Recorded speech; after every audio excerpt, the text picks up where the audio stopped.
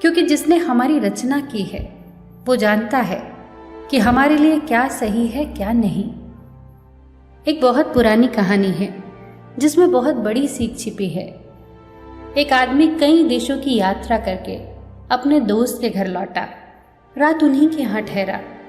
उसने अपने दोस्त को बताया कि यात्रा के दौरान एक अनोखी चीज उसके हाथ लगी है, एक ताबीज। ये एक ऐसा चमत्कारी ताबीज है कि किसी की भी 3 इच्छाएं पूरी कर सकता है।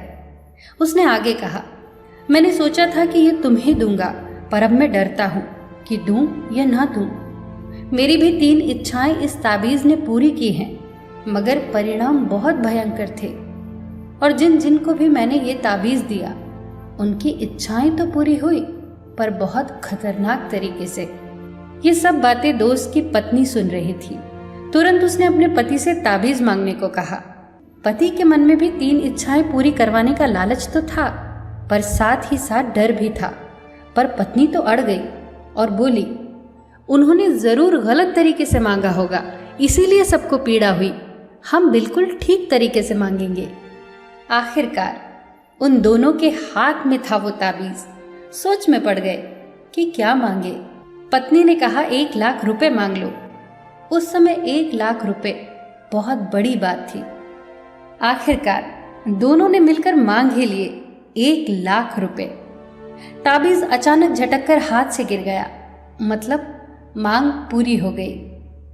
कुछ देर बाद ही दरवाजे पर दस्तक हुई। राजा के सैनिक दरवाजे पर थे। उन्होंने ये सूचना दी कि उनका जो लड़का सेना में भर्ती था वो मारा गया और मुआवजे के तौर पर राजा ने 1 लाख रुपए भिजवाए हैं। दोनों सिर पीट कर रोने लगे, पर अब कुछ नहीं हो सकता था। दोस्त ने तो पहले ही कहा था कि इच्छाएं तो पूरी होंगी, लेकिन भयंकर तरीके से। पत्नी ने रोते हुए पति से कहा कि दूसरी इच्छा मांग लो, हमारा बेटा जिंदा हो जाए। दोनों ने फिर से वो ताबीज उठाया और मांगा कि बेटा वापस जीवित हो जाए। ताबीज फिर से झटक कर जमीन पर गिर गया, मतलब इच्छा पूरी हो गई। कुछ देर बाद दरवाजे पर फिर से दस्तक हुई। उन्होंने दरवाजा खोला तो वहां कोई नहीं था, पर एक आवाज आई, माँ मैं आ गया। ये तो उनके बेटे की आवाज थी, पर वहां तो कोई नहीं था। बस एक साया महसूस हो रहा था, जिसकी आवाज हूबहू उनके लड़के के जैसी थी। वो कोई और नहीं, उनके लड़के का प्रेत था। क्योंकि उसके शरीर का दाह संस्कार किया जा चुका था, इसीलिए वो अपना शरीर धारण नहीं कर सका और प्रेत योनि में चला गया। ये तो और भी भयंकर परिस्थिति थी। चाहे कितना भी प्रिय हो कोई, उनकी मुक्ति सब चाहते हैं, कोई नहीं चाहता कि कोई प्रेत योनि में भटके। अब दोनों को कुछ समझ नहीं आया कि क्या मांगे अब ताबीज से। बस वो जोर जोर से चिल्लाए कि हमारे बेटे को इस प्रेत योनि से मुक्त कर दो, और ये कहते हुए उन्होंने ताबीज बहुत दूर फेंक दिया। दोस्तों, हम हमेशा मांगते हैं क्योंकि हमें वो चाहिए, चाहे वो हमारे लिए अच्छा हो या ना हो। वो जो बैठा है ना ऊपर, वो अदृश्य शक्ति, वो चाहे जो भी हो, वो जानता है कि हमारे लिए क्या सही है और क्या गलत। उससे वो मत मांगिए जो हमें चाहिए, उसे हमें वो देने दीजिए जो हमारे लिए सही है।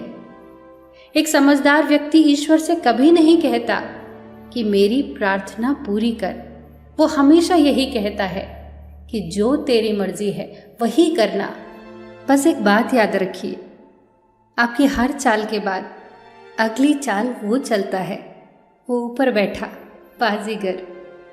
आपकी चाल आपकी पसंद कहलाती है और उसकी चाल परिणाम। बस अपना कर्म करिए और सब कुछ छोड़ दीजिए उसके ऊपर। फिर मिलेंगे दोस्तों अगली कहानी के साथ।